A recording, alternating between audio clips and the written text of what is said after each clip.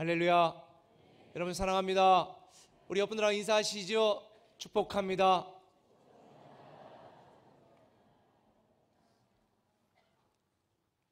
하나님께서 오늘 우리에게 또 귀한 말씀 주시는데, 이 말씀은 시편 78편 32절에서 39절까지의 말씀을 번갈아 읽습니다. 제가 먼저 읽겠습니다. 이러함에도 그들은 여전히 범죄하여 그의 기이한 일들을 믿지 아니하였으므로 하나님이 그들의 날들을 헛되이 보내게 하시며 그들의 횟수를 두려움으로 보내게 하셨도다. 하나님이 그들을 죽이실 때에 그들이 그에게 구하며 돌이켜 하나님을 간절히 찾았고, 하나님이 그들의 반석이시며 지존하신 하나님이 그들의 구속자이심을 기억하였도다. 그러나 그들이 입으로 그에게 아첨하며 자기 혀로 그에게 거짓을 말하였으니 이는 하나님께 향하는 그들의 마음이 정함이 없으며 그의 언약에 성실하지 아니하였음이로다. 오직 하나님은 긍휼하심으로 죄악을 덮어주시어 멸망시키지 아니하시고 그의 진노를 여러 번 돌이키시며 그의 모든 분을 다 쏟아내지 아니하셨으니 그들은 육체이며 가고 다시 돌아오지 못하는 바람임을 기억하셨음이라. 아멘. 우리 방송국 C채널에서 우리 교회가 현재 추구하고 또 추진하고 있는 이 착한 교회에 대하여 이렇게 뉴스에 언급한 내용이 있기 때문에 한번 잠깐 보고 말씀을 계속 나누도록 하겠습니다. 착한 교회 새로운 감동의 시작. 안희묵 목사가 심우하는 꿈의 교회의 올 한 해 표어입니다. 착한 교회라는 슬로건 아래 크리스천들이 행한 착한 행실을 드러내 하나님께 영광을 드러내려고 한 담임 목사의 목회 방침이 엿보입니다.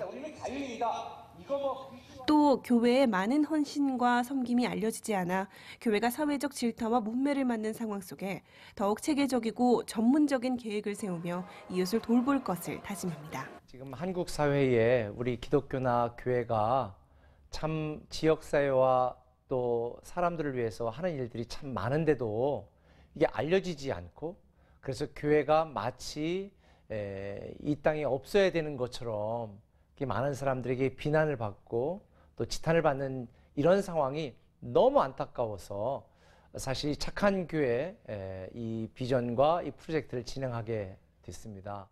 헌금 시간이 따로 마련되지 않은 꿈의 교회지만 매달 마지막 주에 모아진 모든 헌금은 소외되고 도움의 손길이 필요한 지역사회의 어려운 이웃을 돕고자 하는 거룩한 계획을 가지고 있습니다.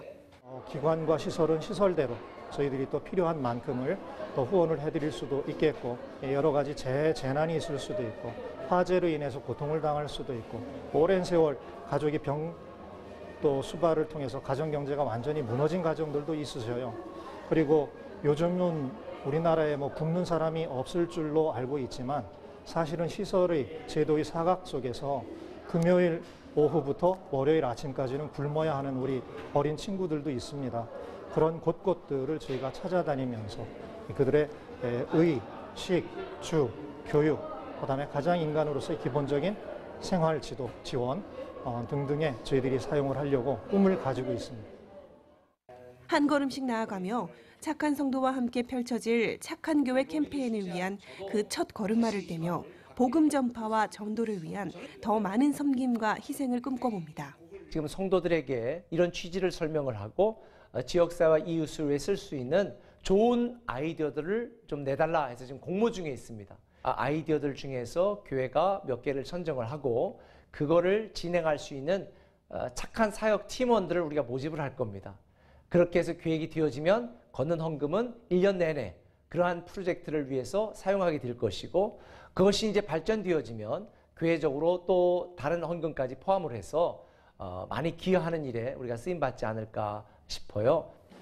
복음 전파를 위해 지역사회를 돌보며 빛과 소금의 역할을 감당하는 꿈의 교회를 통해 섬김과 희생은 전도라는 지상명령을 수행하는 가장 좋은 도구라는 것을 다시 한번 증명해줍니다.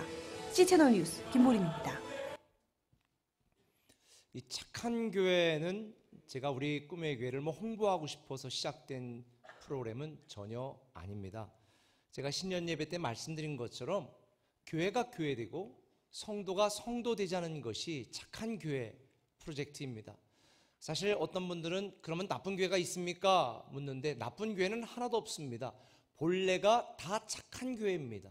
하나님이 말씀하시는 대로 하나님의 사랑, 그리고 또 이웃을 사랑하는 이러한 사랑들이 교회와 성도들을 통해서 지역사에 흘러내려가게 되어지고, 그러면 이러한 착한 행실을 통해서 하나님이 얼마나 우리를 사랑하는지 그 하나님을 알게 되어지는 것이 본래가 착한 교회입니다.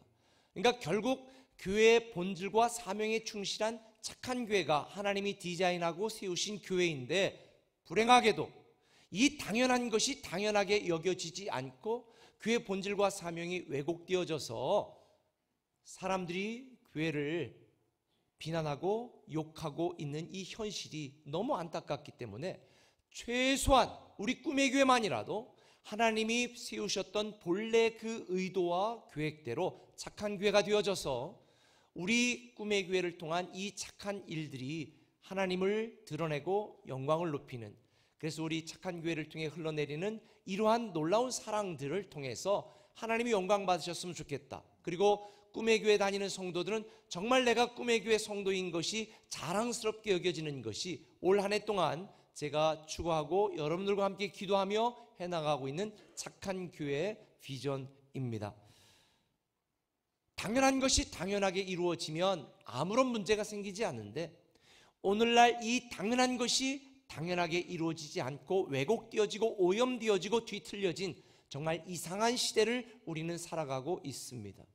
목사나 장로가 당연하게, 집사와 성도가 당연하게 해야 될 일들, 살아야 될 삶을 살지 않기 때문에 오늘날 하나님이 영광을 받지 못하고 교회가 욕을 먹는 이 불행한 현실 속에 있습니다. 그런데 제가 성경을 묵상하고 읽다 보니까 오늘날 교회만 그런 게 아니더라고요. 이스라엘 백성들도 그랬습니다. 오늘 본문 32절을 새번역 성경으로 보니까 이렇게 되어 있습니다.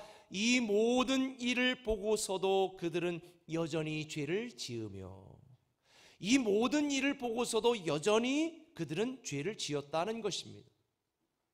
본래가 노예 족속이었던 이스라엘 백성들을 하나님께서 불쌍히 여기셔서 택하시고 내가 가나안 땅을 너에게 주고 너희를 선택하여서 선민으로 만들겠다. 착한 선자, 착한 백성이 되도록 만들겠다. 그래서 너희를 통해 열방이 하나님이 하나님 되심을 알겠다. 이것이 하나님이 이스라엘 백성을 선택한 목적이고, 그 일을 위하여 이스라엘 백성들을 애굽에서 구원해내시고 수많은 기적과 이적을 보여주시고, 어려울 때 힘들 때 그들에게 힘과 능력이 되시고, 갈 바를 알지 못할 때 그들을 인도하여 주셨는데, 이스라엘 백성들은 이런 하나님의 뜻과 기대대로 살지 않았습니다. 착한 백성이 되지 않았습니다. 나쁜 백성이 됐습니다. 하나님의 뜻을 따르지 않고 자기의 소견과 자기의 생각대로 살아가는 나쁜 백성이 되었습니다. 이걸 오늘 본문 시편 78편 22절은 이렇게 말하고 있습니다. 이는 하나님을 믿지 아니하며 그의 구원을 의지하지 아니한 때문이다. 하나님이 이스라엘 백성들에 대하여 슬퍼한 이유는 그들이 하나님을 믿지 않았고 그들이 받은 구원을 의지하지 않았습니다. 하나님의 축복의 약속을 받고도, 인도하심을 받고도 하나님을 믿지 않고 구원을 의지하지 않았던 이스라엘 백성들은 결국 실패한 민족이 되어 그들이 받은 그 약속과는 전혀 다르게 2000년 동안이나 전 세계를 떠돌며 모든 민족에게 박해를 받으며 죽임을 당하는 실패하고 비참한 민족으로 전락해버리고 말았습니다. 착한 백성이 되지 못했던 이스라엘 백성들, 자신들을 사랑하고 인도하신 하나님을 외면하고 그 하나님을 생각하지 못했던 이스라엘 백성들, 그 결과가 오늘 본문 78편 33절에 명확하게 소개됩니다. 같이 한번 읽어보실까요? 하나님이 그들의 날들을 헛되이 보내게 하시며 그들의 횟수를 두려움으로 보내게 하셨도다. 하나님을 외면했던 이스라엘 백성들, 하나님은 그들의 날들을 헛되이 보내게 하셨고 그들의 모든 횟수를 두려움으로 보내게 하셨다. 다시 말하면 하나님을 외면하고 착한 백성으로 살지 않고 나쁜 생각으로 나쁜 백성이 되었던 이스라엘 백성들, 허무함과 두려움으로 살았습니다. 실패한 인생을 살았습니다. 만일 여러분들 중에도 지금 하나님을 믿고 있음에도 불구하고 여러분 마음속에 허무함과 두려움이 있다면 아마 어쩌면 여러분들 중에도 착한 하나님의 자녀가 아니라 나쁜 하나님의 자녀로 살고 있기 때문이 아닐까라는 생각도 하게 되어집니다. 아무리 우리의 삶이 화려하다 할지라도, 화려한 인생, 멋진 인생, 남부럽지 않은 삶이라 할지라도 하나님이 우리를 외면하는 순간 우리는 실패한 인생을 살아갈 수밖에 없는 것입니다. 마음의 허무함과 두려움이 가득할 수밖에 없는 것입니다. 그래서 시편 50편 22절에 보니까 하나님은 이렇게 말합니다. 하나님을 잊어버린 너희여 이제는 생각하라. 하나님을 생각하지 못하는 너희여 이제는 하나님을 생각하라는 것입니다. 하나님을 믿는다고 하면서도 내 생각, 내 교만한 마음으로 살아가고 있는 분이 있다면 오늘 하나님을 생각하는, 하나님을 기억하는 이 착한 생각으로 새로운 성공을 시작하시기를 예수님의 이름으로 축원합니다. 이 세상 많은 사람들이 추구하는 형통의 현상에 속지 마시고 우리를 사랑하시는 형통의 근원이신 그 하나님께 집중하면서 그 하나님 말씀대로 기대대로 살아가야 되겠다는 착한 생각, 이 착한 생각이 여러분이 누려보지 못했던 새로운 성공을 누리게 만드는 줄 믿으시면 아멘. 오늘 저와 여러분이 하나님께 택함받은 착한 자녀로 착한 생각을 품어야 되는데 착한 생각이 뭔가 간단합니다. 두 가지. 그 첫 번째는 오직 하나님의 사랑입니다. 한번 따라합시다. 오직 하나님의 사랑. 하나님의 사랑. 오직 하나님의 사랑. 이것이 바로 착한 생각입니다. 오늘 본문 32절에 이러함에도 그들은 여전히 범죄하여 그의 기이한 일들을 믿지 아니하였다라고 말합니다. 하나님이 그들을 선택하여 구원하시고 베푸시고 인도하시고 이끄시고 채우시고 도우시고 충만케 하시고 복을 주셨음에도 불구하고 그들은 하나님을 잊었습니다. 하나님을 믿지 아니했습니다. 그들에 대한 하나님의 사랑을 생각조차 하지 않았습니다. 오늘 많은 사람들이 형통의 현상을 누리기 위해서 하나님을 찾고 하나님의 사랑을 생각하는 것 대신에 자기 실력을 키우고 자기 능력을 기르려고 애를 씁니다. 그래서 형통의 현상을 누릴 수는 있습니다. 그런데 그들 마음속에는 허무함과 두려움이 가득합니다. 왜? 진짜 성공이 아니거든요. 참된 성공은 우리를 사랑하시는 그 하나님의 사랑 안에서 그 사랑을 받으며 그 하나님을 사랑하며 사는 삶이 진짜 형통한 삶이고 진짜 성공한 삶이기 때문입니다. 그런데 이스라엘 백성들은 그러지 않았습니다. 그래서 오늘 본문에 보니까 하나님이 이스라엘 역사를 쭉 설명하는 중에 에브라임 지파를 콕 찍어서 에브라임 지파의 처음과 그 결말을 우리에게 보여주면서 왜 우리가 오직 하나님의 사랑으로 살아가야 되는지를 알려주고 있습니다. 9절 한번 읽어보겠습니다. 시편 78편 9절 같이 읽습니다. 에브라임 자손은 무기를 갖추며 활을 가졌으나 전쟁의 날에 물러갔도다. 여기에 에브라임 자손, 에브라임이라고 하는 뜻은 창성이라는 뜻입니다. 하나님이 사랑하셨던 요셉의 아들입니다. 이 에브라임이라고 하는 이름의 뜻처럼 이 에브라임 족속은 하나님께 복을 받아서 이스라엘 백성, 이스라엘 12지파 중에 가장 대표적인 지파였습니다. 오늘 본문에 보니까 에브라임 지파는 활과 칼과 무기를 갖춘 대표적인 지파였습니다. 이게 별게 아니라고 생각할지 모르는데 이때 당시 이스라엘 백성들은 청동기 후기 문화를 갖고 있었고 당시 가나안 백성들은 철기 초기 문화를 갖고 있었습니다. 그래서 이스라엘 백성들이 이 가나안 땅에 살 때에 낫이든지 칼이든지 이런 거를 벼르고 가려면 블레셋 지역으로 가야 될 만큼 이스라엘 백성들은 형편없는 민족이었습니다. 그런데도 불구하고 에브라임 족속이 칼과 활과 이런 무기를 갖추고 있었다는 것은 이스라엘 지파 중에서 가장 강력한 지파요 대표적인 지파였기 때문입니다. 그런데 불행하게도 이들은 자기 자신들이 갖고 있는 힘과 무기와 능력을 의지했지 자기들을 사랑하시는 하나님을 바라보지 않았습니다. 결국 하나님의 사랑으로 오늘날 자기들이 가나안 땅에 살고 있다는 것을 깨닫지 못했던 이스라엘 백성 중에 에브라임 지파는 하나님께 버림을 받고 실패한 지파가 되었습니다.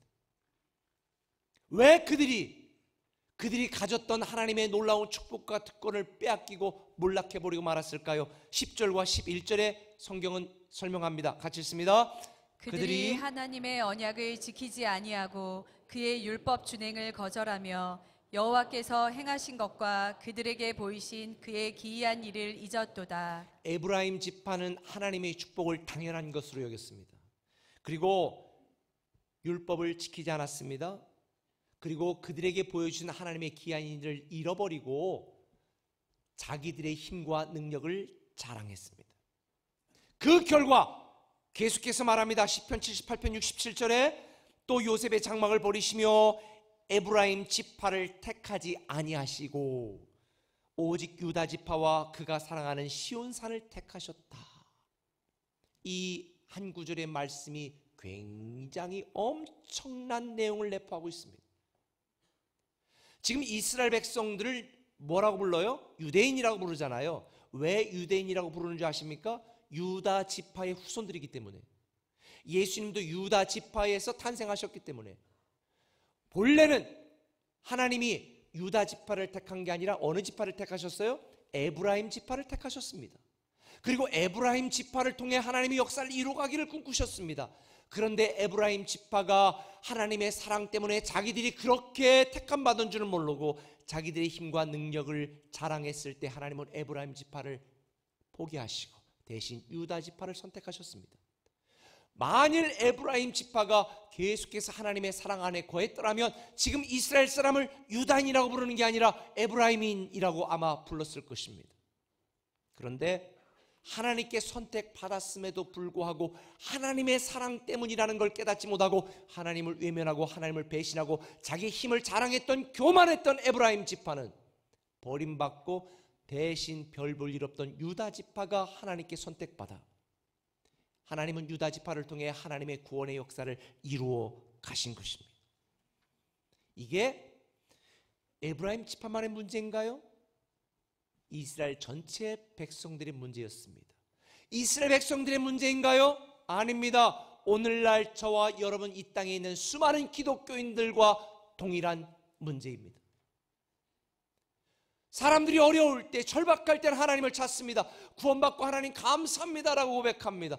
그런데 조금 살만하면, 직분을 받기 시작하면, 신앙생활 오래 하기 시작하면 교만해집니다. 소리질러 댑니다. 자기 주장합니다. 하나님 뜻 대신 자기 생각을 고집합니다. 하나님의 사랑 때문에 오늘 내가 되었음을 깨닫지 못하고 마치 자기의 노력으로, 자기의 실력으로 여기에 오른 것처럼 생각합니다. 저는 설교를 할 때마다 두렵습니다. 하나님이 나같이 연약하고 부족한 것들, 하나님의 사랑이 아니었다면 내가 과연 목사가 될 수 있었을까? 설교할 때마다 너무 감사한 이유는 저는 하나님의 사랑 때문에 오늘 여기에 있기 때문입니다. 사랑하는 꿈의 가족 여러분, 이렇게 하나님을 외면하고 교만했던 에브람, 하나님은 그냥 포기한 게 아닙니다. 한 번에 포기한 게 아닙니다. 에레미야 선지자가 에레미야 31장 20절에 보니까 이렇게 에브라임 지파를 향해서 말합니다. 같이 읽습니다. 에브라임은 나의 사랑하는 아들, 기뻐하는 자식이 아니냐. 내가 그를 책망하여 말할 때마다 깊이 생각하노라. 그러므로 그를 위하여 내 창자가 들끓으니 내가 반드시 그를 불쌍히 여기리라. 여호와의 말씀이니라. 여러분, 이게 하나님 아버지의 사랑의 마음입니다. 내가 비록 그를 선택하지 아니하고 책망했지만 그러므로 그를 위하여 내 창자가 들끓으니 내가 반드시 그를 불쌍히 여기리라. 이게 아버지의 마음이에요. 에브라임을 향해 말합니다. 너 교만하면 안 돼. 내가 너를 얼마나 사랑하는지, 내 힘과 능력을 의지하지 말고 내 사랑으로 사랑하는 이 아버지의 사랑을 좀 알았으면 좋겠다고. 창자가 들끓는 아버지의 사랑, 이 사랑이 바로 저와 여러분이 받은 사랑입니다. 왜 그런 줄 아세요?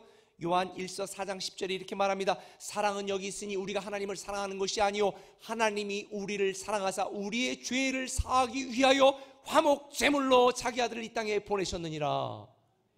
예수 그리스도가 우리에 대한 하나님의 사랑의 증거예요. 이 하나님의 사랑으로 우리는 구원받았습니다. 이게 복음입니다. 이 하나님의 사랑으로 구원받았으면서도 에브라임 지파처럼 구원을 의지하지 않고 우리를 사랑하신 하나님을 믿지 않는다면 우리는 에브라임 지파처럼 버림받습니다. 착한 생각은 오직 하나님의 사랑, 이거를 기억하는 것입니다.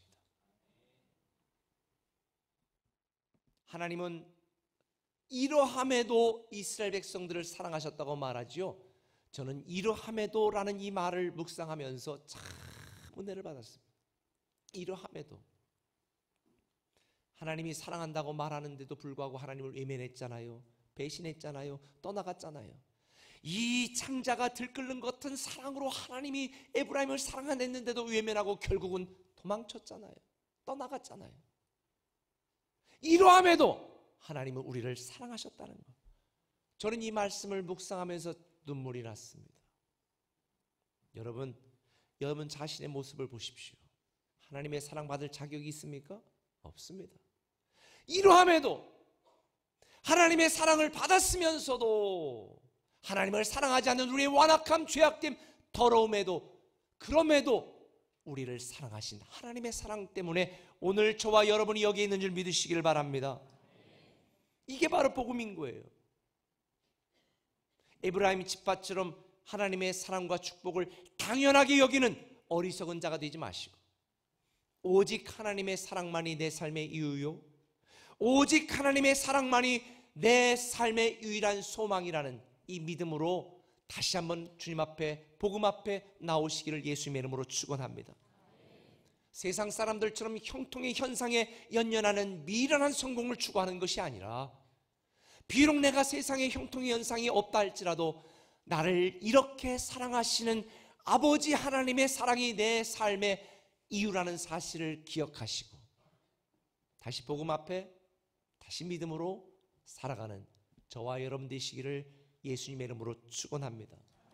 착한 생각 두 번째는 이것입니다. 결국 하나님의 은혜다라는 것입니다. 한번 따라합시다. 결국 하나님의 은혜. 오늘 본문 시편 78편 38편 이하를 계속해서 읽어보십시다. 같이 읽습니다.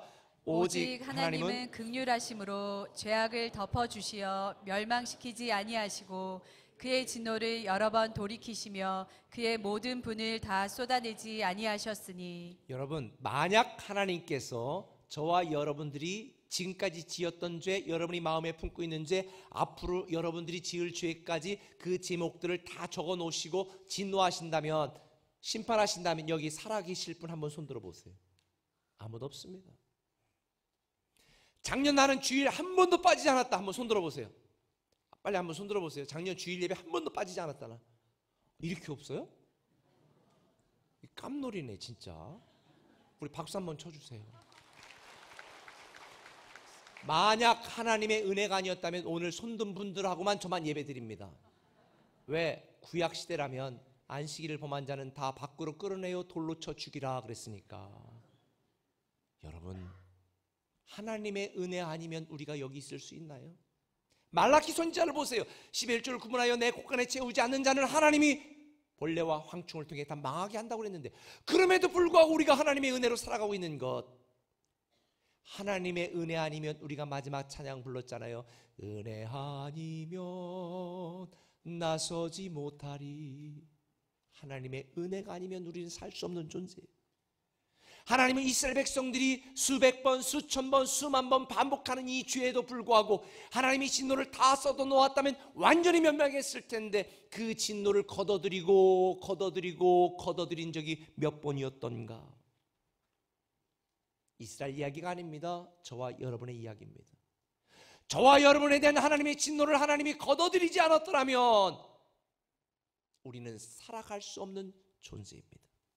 사도 바울의 고백처럼 나의 나된 것은 다 하나님의 은혜입니다. 여러분이 아무리 자기 주장하고 똑똑한 척해도 하나님의 은혜가 아니면 우리는 단 하루도 아니 단 1초도 살 수 없는 존재입니다. 저는 반복적으로 죄를 짓는 이스라엘 백성들의 모습을 보면서 고멜을 품었던 호세아 선지자가 생각났습니다. 여러분, 고멜 같은 아내를 두고 있는 남편이라면 계속 사랑할 수 있겠어요? 못해요. 근데 여러분, 재밌는 게 있더라고요. 이 고멜이라고 하는 이름의 뜻이 뭐냐면 결말이에요. 뭐라고요? 결말. 이 고멜의 이름이 왜 결말일까? 그리고 왜 하나님은 이 호세아를 통해 이 고멜을 계속 용서하고 사랑하는 모습을 보였을까?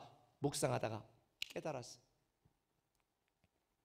하나님은 우리의 결말을 아시는 거예요. 우리가 얼마나 죄악되고 완악한 인간인지를 다 아시는 거예요. 이게 성경에 나타났습니다. 예수님께서 가룟 유다가 자기를 배신할 줄 알고도 끝까지 사랑하셨다는 거. 이게 은혜입니다.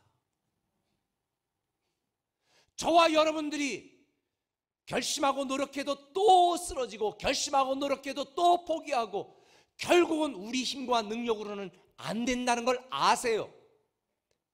그걸 아시면서도 하나님은 우리를 사랑하시는 거예요. 이게 은혜입니다.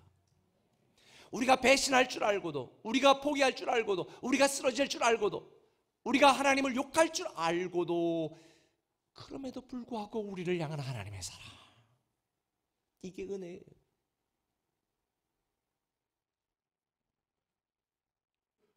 제가 요즘 이제 은퇴나 이런 게 하시는 우리 선배님들이 계셔가지고 이야기하는데, 대구의 모 교회에서, 우리 교단은 아니에요, 20년 지나면 원로 목사님 돼가지고 교회가 좀 책임져야 되니까 19년 6개월 딱 되니까 목사님 나가세요 그러셨대요.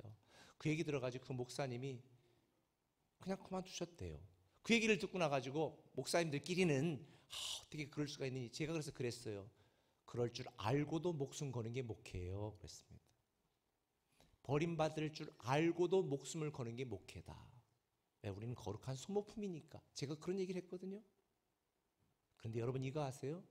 하나님이, 우리가 하나님을 포기하고 떠나고 배신하고 외면할 줄을 알고도 끝까지 사랑하신 거예요. 무조건 사랑하신 거예요. 이게 바로 은혜입니다. 알다시피 은혜는 받을 자격이 없는 자가 받는 거예요. 받을 자격, 그 사람의 의지와 관계없이, 사랑받은 자의 상태와 관계없이 사랑하는 게 은혜입니다. 저는 인간적으로 그렇게 못할 것 같아요. 그런데요, 주님이 우리에게 그렇게 알려주시잖아요. 너는 내가 너에게 베풀어준 그 은혜로 구원받았다는 거예요. 그래서 툴리진 차비진이라는 사람이 은혜의 순간이라는 책에서 이렇게 말합니다. 기독교의 핵심은 예수님을 위해 무엇인가를 하라가 아니라 예수님이 우리를 위해 모든 것을 이루셨다는 것이다. 예수님이 우리를 위해 다 이루셨어요. 우리가 아직 죄인 되었을 때 로마서 5장 8절에 있는 것처럼 주님께서 우리를 향하여 죽으심으로 우리의 죄를 사하여 주신 거예요. 이게 복음이에요. 여러분이 태어나기도 전에, 이미 2000년 전에, 우리가 주님을 알기도 전에 우리를 위하여 하나님이 사람이 돼 이 땅에 오셔 화목제물로 드려진 그 주님, 그분을 믿는 믿음으로 우리는 구원을 받았고 하나님의 자녀가 되었어요. 그런데 왜 우리는 착한 자녀가 안 될까요? 왜 착한 생각을 품잡고 나쁜 생각을 품고 하나님께 반항할 생각만 할까요? 그런 결말을 아시고도 하나님이 우리를 사랑하셨어요. 이게 은혜라니까. 저는 미련한 이스라엘 백성들, 에브라임 지파처럼 그런 세상 성공을 추구하며 사는 것이 아니라, 저와 여러분, 우리 꿈의 가정 모두는 새로운 성공을 추구하며 살아가는 저와 여러분들 되었으면 좋겠습니다. 조지 포스터는 말했습니다. 하나님의 은혜를 경험하기 위하여 우리는 어떤 행위가 필요하지 않습니다. 그러나 은혜의 삶을 살기 위해서는 우리의 노력이 필요합니다. 많은 사람들이 눈에 보이는 형통의 현상에 속아 세상적인 성공을 추구하며 살아갑니다. 우리는 그렇게 살면 안 됩니다. 하나님의 은혜를 받은 우리는 하나님의 은혜가 은혜 되도록 노력하는 삶을 살아야 됩니다. 그래야 새로운 성공을 누릴 수가 있습니다. 오늘 제가 착한 생각을 품으면 새로운 성공을 누릴 수 있다라고 말했는데, 새로운 성공이 뭘까요? 내 욕심과 야망을 채우는 이기적인 성공이 아니라 나에게 대한 하나님의 사랑과 나를 향한 하나님의 은혜가 나를 통해 내 인생과 내 가정과 내 주변에 강처럼 흐르는 것이 새로운 성공입니다. 비록 우리가 세상 사람들이 추구하는 형통의 현상은 누릴 수 없어도 이런 하나님의 사랑이 나를 통해, 이런 하나님의 놀라운 은혜가 나를 통해 내 자녀와 가족과 내 이웃에게 흐를 수만 있다면 이거야말로 진짜 성공이 아니겠습니까? 하나님은 이런 성공된 삶을 살도록 여러분에게 돈도 주시고 승진도 하게 하시고 출세도 하시게 하시고 넘치게 하는 거예요. 여러분 교회 와서 하나님 이거 채워주세요 부족해 기도하지요. 왜 그렇게 기도해야 되는 줄 아세요? 고린도서 9장 8절은 말합니다. 같이 읽어볼까요? 하나님이 능히 모든 은혜를 너희에게 넘치게 하시나니 이는 너희로 모든 일에 항상 모든 것이 넉넉하여 모든 착한 일을 넘치게 하려 하심이라. 할렐루야. 여러분 항상 모든 일에 모든 것이 넉넉하게 되기를 저는 축원합니다. 그런데 그것이 여러분의 배를 두드리고 이기심을 채우기 위해서가 아니라 모든 착한 일에 넘치게 하기 위해서 하나님이 베풀어 주시는 은혜인 줄 믿으시면 아멘. 오늘은 착한 헌금하는 날이에요. 마지막 주니까 부담 들어온 분들은 마지막 주 안 나오셔도 괜찮아요. 근데 제가 헌금 강조하지 않고 헌금 안 걷지만 이 착한 헌금은 제가 강조하고 싶어요. 그래서 걷는 거예요. 물론 이미 개인적인 섬김과 나눔의 삶을 충분히 살고 있는 분들은 안 해도 괜찮아요. 뭐 남 치면 신경 쓸 거 없어요. 왜? 우리가 돈이 아니라 헌금이 안 하고도 얼마든지 착한 삶을 살 수 있거든요. 하나님은 돈보다 우리의 삶을 원하시니까. 우리 아버님 목사님, 친구 목사님이 계세요. 최병산 목사님이라고 부산의 범일교회에서 담임하셨던 분인데 아버님하고 연세가 비슷하니까 이미 은퇴하셨죠. 근데 그분은 제가 굉장히 존경하는 인격자세요. 그분이 현역에서 목회하실 때도 우리 교단에서 선교를 가장 많이 하는 교회 중에 하나였거든요. 근데 은퇴도 욕심부리지 않고 정말 깔끔하게 해서 성도들이 정말 존경하는 분인데 은퇴하고 그 교회 나가지 않으면서 뒤에서 기도하고 그리고 정말 은퇴 목사로서의 모범을 보이고 있는 분인데 제가 얼마 전에 이런 이야기를 들었어요. 부산 해운대에 이상한 일이 있다. 뭔 일이냐? 한 허름한 노인 하나가 긴 집게와 쓰레기 봉투 큰 거를 들고 일정한 정한 시간에 해운대 백사장 이쪽 끝에서 이쪽 끝까지 아이들이 다칠까 봐 깨진 유리 조각 다 담고 해변에 널려있는 오물과 쓰레기들을 다 주면서 그거를 치우는데 이게 벌써 꽤 오래됐다. 몇 년째 계속 이분이 하신다. 그러다 보니까 술을 마시고 담배를 피던 청소년들 중에 어떤 친구들은 아저씨 이거 좀 버려주세요 던지기도 하고 그럴 때마다 그분이 짜증내지 않고 네 복 많이 받으세요 웃고 지나가고 그래서 사람들이 청소부인 줄 알았는데 나중에 알고 보니까 그분이 은퇴한 목사님이더라. 그분이 누굴까요? 최병산 목사님이신 거예요. 그래 주변에 있는 분들이 야 이분이 목사님이셨구나. 그리고 그분을 보면 아유 목사님 오늘도 수고하시네요 이렇게 인사를 하신다는 거예요. 저는 몇 분에게 그 이야기를 듣고 정말 목사의 삶이 이거구나라는 생각을 했습니다. 그래서 저도 은퇴하고 나서 세종시 돌아다니면서 쓰레기 줬을까. 여러분 하나님의 사랑, 하나님의 은혜를 받은 우리라는 사실을 우리가 알게 되면요 내 이기적인 욕심으로만 살 수가 없어요.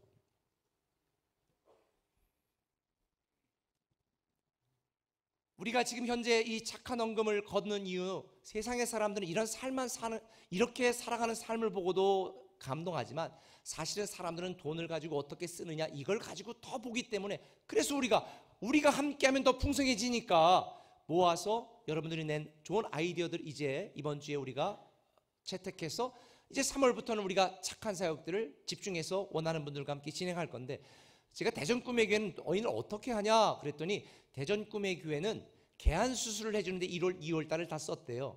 어려운 분들 정말 힘든 이 노인분들 눈 한쪽이 개안 수술 해주는데 30만 원이라네요. 근데 그거를 실로암 안과랑 이렇게 해가지고 거기에 할 수 있도록 지금 1월, 2월 달은 거기에 다 지금 우리가 많은 분들을 좀 해드렸습니다. 얘기하는 거예요. 우리는 각 교회별로 지금 하고 있으니까. 그래서 우리 세종 꿈의 교회 글로리 채플 공주는 어떻게 하는 게 좋을까?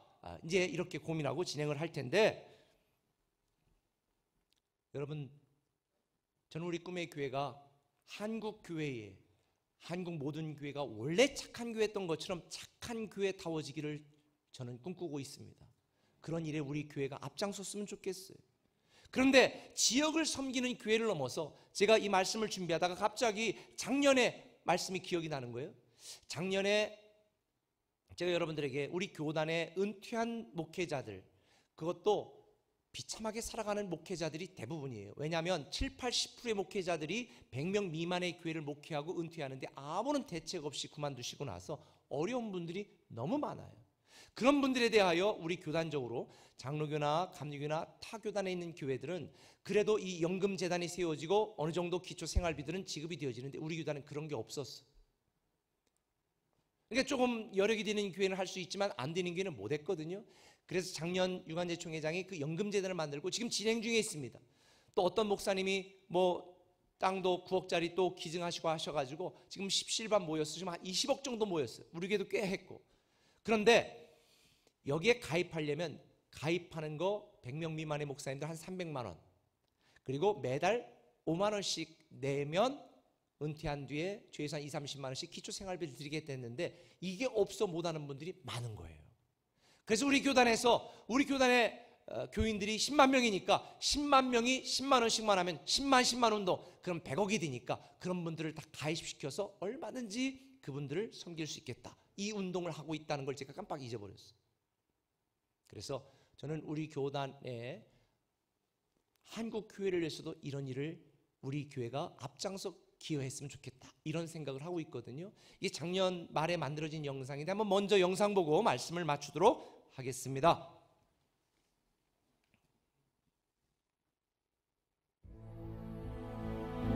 내가 그리스도의 이름을 부르는 곳에는 복음을 전하지 않기로 힘썼노니 이는 남의 터 위에 건축하지 아니하려 함이라.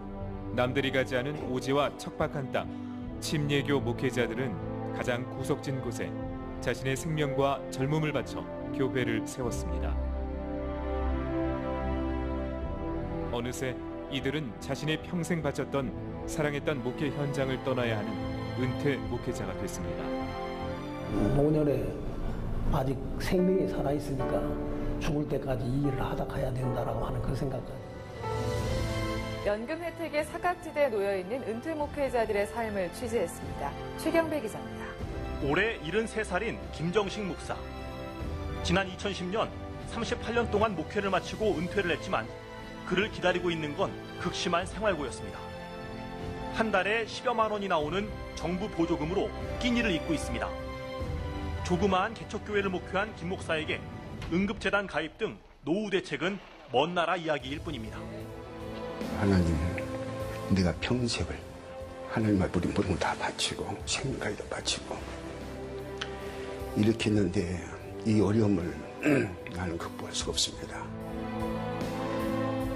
우리 교단에서 은퇴를 하고 난 나로서는 참으로 할 일이라고 하는 것은 별로 없고 가야 할 때라고 찾아가면은 부담을 느끼는 것 같고 100여 명 이하 참 개척으로 쭉 생활하던 목사들은 솔직히 단돈 5만 원이 그립습니다.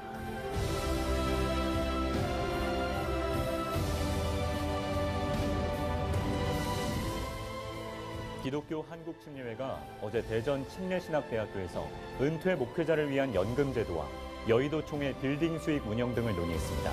이승규 기자의 보도입니다. 기독교 한국침례회가 은퇴 목회자들을 위한 연금제도를 준비합니다. 침례교단에서는 처음으로 은퇴 목회자들에게 연금을 지급하겠다는 야심찬 포부를 밝힌 겁니다. 침례교인 10만 명이 10만 원씩 헌금해 100억 원을 만들겠다는 것이 10만 운동의 주요 내용입니다. 제가 우리 침례교 교단 총회장이 되면서 가장 낮은 곳에서 우리 교단을 바라보려고 했고 우리 목사님들을 바라보려고 했습니다. 열악한 현실을 보면서 얼마나 제 가슴이 시렸는지요. 그런데 더 눈물 나는 것은 우리 은퇴 목회자들을 만났을 때입니다. 대책이 없어요. 노후가 너무 초라한 모습을 볼 때 너무 눈물이 났습니다. 그래서 10만 운동을 시작하게 되었습니다. 여러분, 이 일을 통해서 우리 침례교단, 침례교회, 침례교인들이 하나가 됩시다. 하나님의 기적적인 역사를 우리가 경험하게 될 것입니다. 새로운 부흥의 물줄기가 여기서부터 일어나게 될 것입니다. 여러분 모두를 사랑합니다. 축복합니다. 복음을 위하여 평생을 섬겨온 은퇴 목회자. 이제는 우리가 그들을 섬겨야 할 때입니다. 은퇴 목회자를 위한 10만 캠페인. 저는 이렇게 생각합니다. 성공의 반대가 뭔가? 성공의 반대는 실패가 아닙니다. 후회입니다. 우리가 성공된 삶을 추구하지만 대부분 세상적인 성공을 추구하며 살아갑니다. 그러다가 후회합니다. 저는 여러분들이 하나님 앞에서 후회하지 않는 진정한 성공된 삶을 살아갔으면 좋겠고, 우리는 오직 하나님의 사랑, 오직 사랑, 그리고 절대 은혜로 사는 자라는 걸 기억하셔서 정말 우리가 평생 사는 동안에 우리를 통해 이런 놀라운 하나님의 사랑과 은혜가 물된 동산처럼 다 많은 곳으로 좀 흘러내려갔으면 좋겠다라는 간절한 소망을 갖고 있습니다. 저는 우리 꿈의 교회 모든 성도들이 세상의 성공과는 비교할 수 없는 이런 새로운 성공의 삶을 누리는 저와 여러분 되시기를 예수님의 이름으로 축원합니다. 기도합니다.